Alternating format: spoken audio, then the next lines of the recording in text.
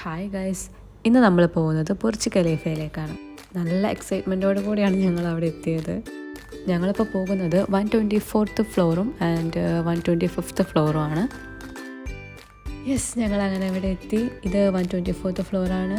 ഒരു open space ആണിത്. ഭയങ്കര രസമുണ്ട് കേട്ടോ ദുബായിലെ വ്യൂ കാണാൻ.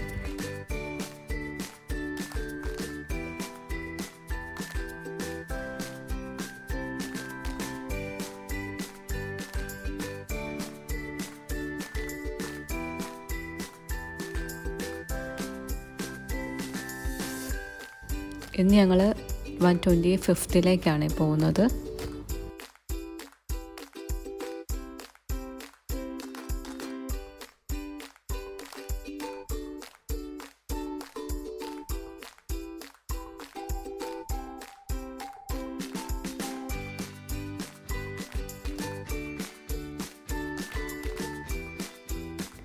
ഇത് നമ്മളിങ്ങനെ കയറുന്നത് ഒരു ഹാളിലേക്കാണ്.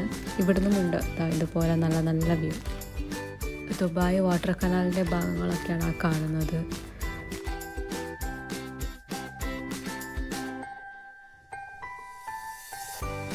ദുബായിയുടെ ഒരു മെയിൻ അട്രാക്ഷൻ എന്ന് പറയുന്നത് തന്നെ ടൂറിസമാണ്. അവരുടെ മെയിൻ സോഴ്സ് ടൂറിസം തന്നെയാണ്. അതുകൊണ്ട് തന്നെ അവരത് മാക്സിമം അതിന് ഇമ്പോർട്ടൻസ് കൊടുക്കുന്നുണ്ട്.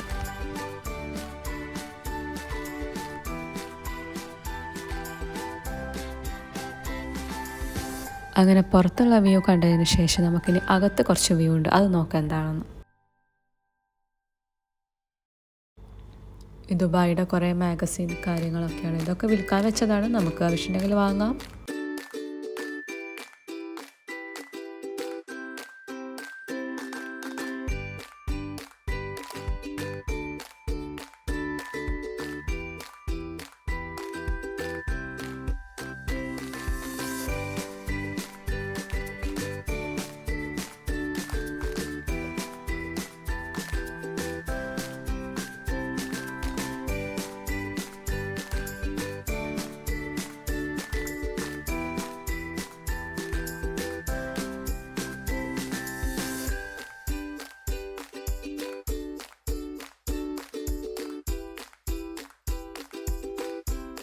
അങ്ങനെ അവിടെയൊക്കെ ചുറ്റി കണ്ടതിന് ശേഷം ഞങ്ങൾ ഒരു ചെറിയൊരു കോയിൻ വാങ്ങി.